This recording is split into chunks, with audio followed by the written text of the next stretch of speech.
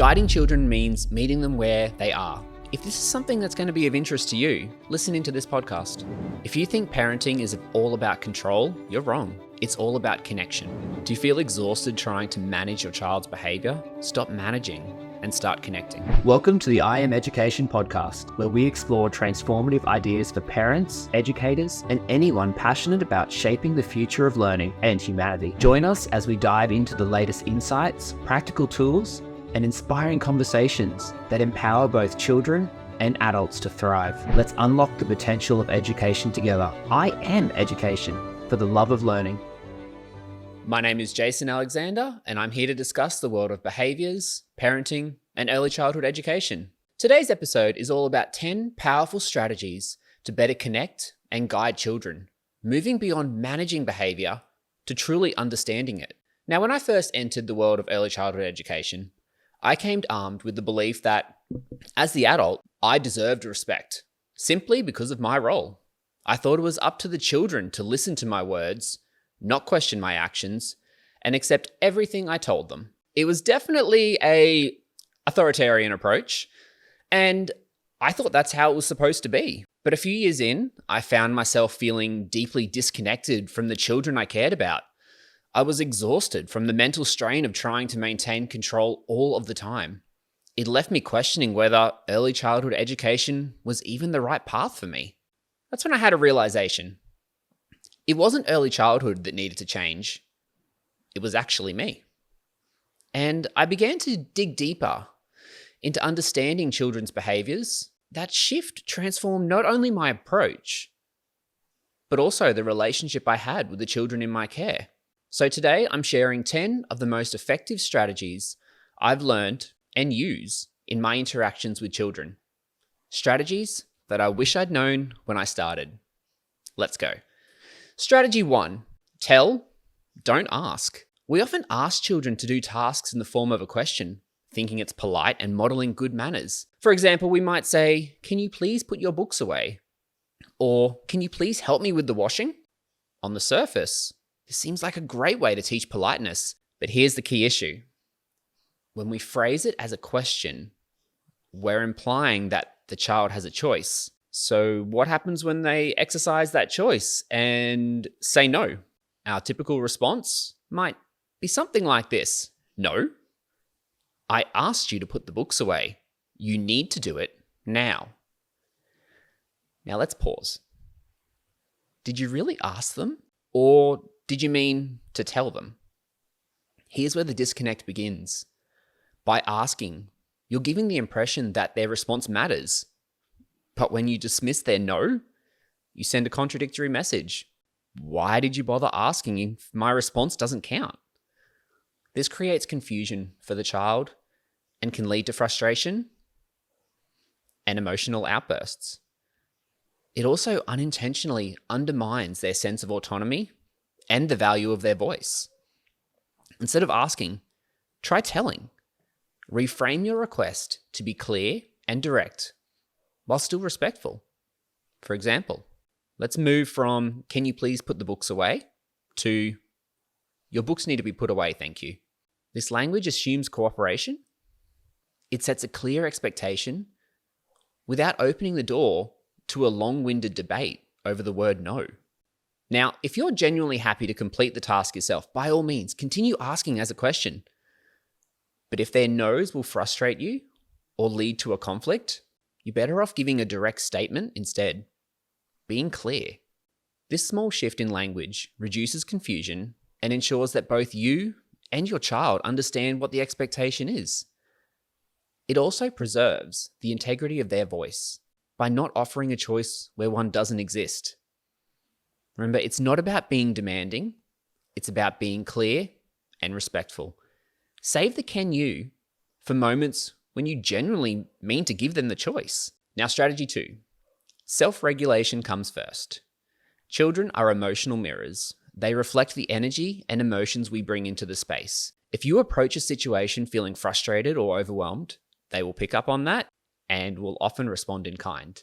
This is why self-regulation is critical when interacting with children, especially in challenging moments. Children's nervous systems are still developing, and they rely on adults to help them co-regulate. When we remain calm, we model how to handle stress and emotions effectively. Conversely, if we respond with anger and frustration, it can escalate behaviors rather than de-escalating the situation. Think about it this way. Your emotional state sets the tone for the interaction. If you can pause and reset, you create a calmer, more constructive environment. Now, in an ideal situation, we would have plenty of notice when supporting children. They would tell us in advance that they are about to experience some struggles, some emotions. They may even give you a 24 or 48 hour notice. But real life does not occur like this. We need a simple strategy that we can employ to help us regulate ourselves. My personal favorite is yawning. When I have a situation come up where I need to address some behaviors or emotions, I take a quick moment to forcefully yawn. Now, I don't do this in front of the child. It may be a case of turning, heading over. This is my reminder that I need to be neutral. I need to be regulated. And so the next time you feel yourself losing patience, try taking a moment to yawn. Force it out and remind yourself that your child relies on your regulation. And by resetting your own state, you can approach the situation with clarity and compassion, creating a safe space for the child to do the same. Your calm is their calm. Strategy 3. Talk less and be more present. In many situations, words aren't always necessary. Children are incredibly sensitive to nonverbal cues, and sometimes a warm look, a gentle touch, or simply sitting in silence can communicate more than a lengthy explanation. When we confidently showcase our presence, we are not just supporting the child in the current moment, we are also sending them a deep, important message. Even when you're struggling, I'm here, and I'm not giving up on you. For children who may have developed a self-narrative that tells them they're not good enough or worthy of support, this message is transformative. Your presence is a powerful way of saying you are worthy and you are good enough. In these moments, the narrative can shift. It helps a child internalize that they matter, no matter the challenges they're facing. The support we offer may change depending on the child and the situation, but the underlying message remains the same. I'm here with you. I'm not going anywhere.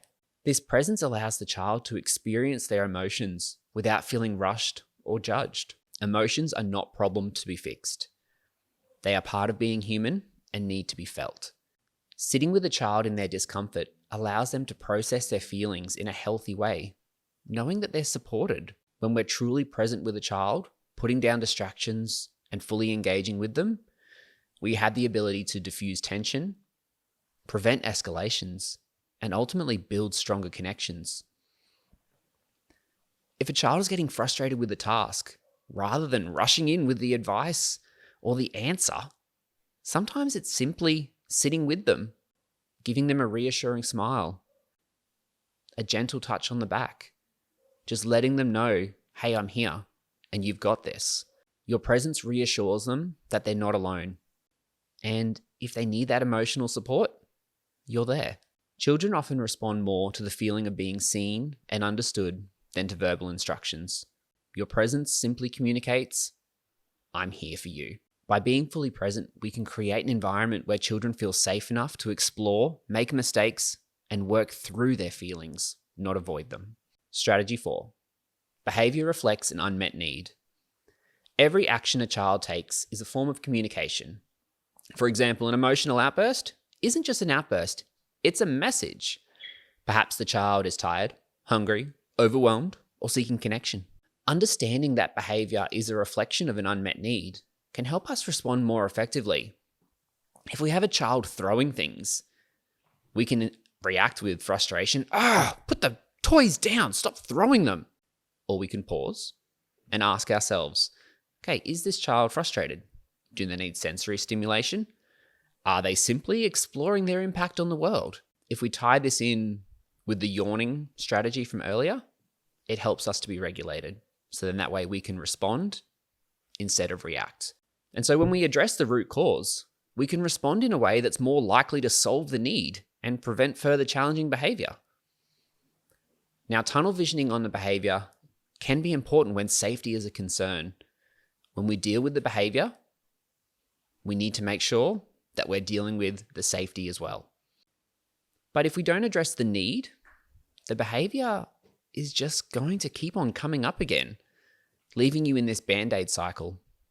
So an infant that cries, we know as a society that hungry, tired, soiled, need connection. We're aware that that child is communicating something to us. But then we come to a preschooler, when they cry, suddenly it's not communication, it's use your words. But in that moment, the behavior is crying, and that is a form of communication. It's more important for us to speak their language more than they need to speak ours. And so by identifying and addressing the needs behind the behavior, we help the child feel understood and more able to cope with what happens for them. Strategy 5, curiosity, not expectations. The phrase "you should know better" can feel like a judgment to a child, implying they're failing or they're falling short. Instead of expecting them to meet a certain standard, approach situations with curiosity. What could we try instead?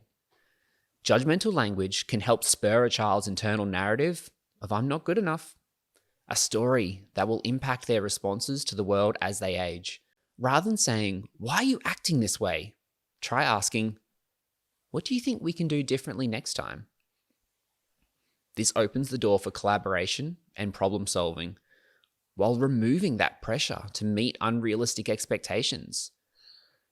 By focusing on a collaborative approach when it comes to guiding behavior, you're indicating through your actions and your language that you're here to support the child. You're not here to judge or apply shame. The language typically comes from a place of emotion and dysregulation. Often it results in us projecting judgmental emotions onto our child, who, as we remember, they are emotional mirrors. But on the other hand, could be that language comes from a place of logic and regulation.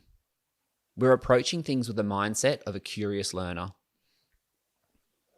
And so if children are being mirrors to our approaches, they're going to apply curiosity to their world as well.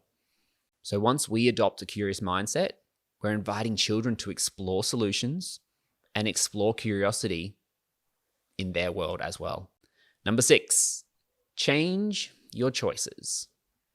Having choices all well and good until the choices become so vast that you feel lost and unable to truly make a decision. How many of us have spent an hour trying to decide on that one movie we want to watch on Netflix? There's so many choices. Choices are great, but they're only great until they're not. And for a child, they're often given so many choices in their day-to-day that they actually don't know what to do with them. Simple strategy is offering 2 choices, both of which address the issue at hand. Let's take the common task of brushing teeth and having a bath before bed. One is normally a bit more of a draw card than the other, so getting both done can be difficult. So here's the choices you can offer. Do you want to have a bath first and then brush your teeth? Or brush your teeth and then have a bath? You're giving a child control over the situation, but also ensuring the tasks are getting done. By limiting choices, we are helping the feeling of overwhelm. A child that feels they are in control will more often than not be more willing to connect and remain regulated. Control is a big thing, especially for toddlers who are just learning that they can have power over their world through their actions and through their words. So we can focus on empowering our children to be decision makers, not just followers. Number 7, focus on what you want them to do. Humans are amazing communicators. But we also quite often have this belief that other people should just know. There's that should language coming up again. Here's an example that came up recently for me. I had a 3-year-old eating lunch, and he was yelling out across the tables, causing a chorus of yells to come back. In this instance, I have 2 options. Stop yelling at the table. Effective, potentially, but also has the potential to bring about an emotional outburst and escalate the behavior. So I could also focus on what I want the child to do. Walking over to them, getting to their level. Wow, look at all the food you've eaten. Oh, you forgot to eat your broccoli. Instantly the call outs cease and the focus returns to eating lunch. Are you going to try your broccoli now or later? I'm going to go over there and see what the others are eating.